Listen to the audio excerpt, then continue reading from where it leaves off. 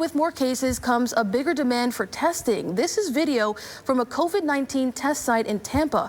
The line was wrapped around the facility on North Rome Avenue yesterday, and that's not the only place where people are waiting in long lines for a test.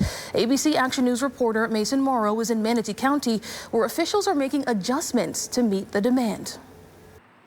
Morning, noon, or night, it doesn't matter what time of day. It's just wrapping around the whole building. Sherry Henderson in the middle of a line at the Florida Department of Health's testing site in Manatee County. I've been watching the line grow for the past couple weeks. The county's public safety department has also kept a watchful eye on testing at the Bradenton Area Convention Center. Manatee County announced on Tuesday it will hold off on moving its testing site away from the convention center due to a recent spike in new positive cases. A county spokesperson tells us in a statement, quote, when testing demand goes up, the positivity rate also goes up, and we want to prepare for another wave. Manatee County has decided to keep our COVID-19 testing site at the Bradenton Area Convention Center because the demand is so high right now. There for a while, it was just 1 or 2 people here, and then it was 10, 20, and then here recently it's, at least 100. More testing is turning more positive results.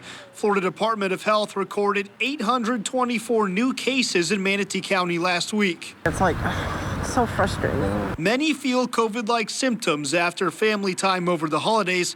Others stand in line just to make sure they didn't catch COVID during their Christmas gatherings. I feel fine. I just thought it would be a good time to, there's, like you say, the spike, so here I am. Henderson and Paulette Constantino just hope they're not 2 of the known hundreds now saddled with Omicron in Manatee County. A vacation to the Caribbean depends on it. We're just praying it's negative so we can get on that cruise ship.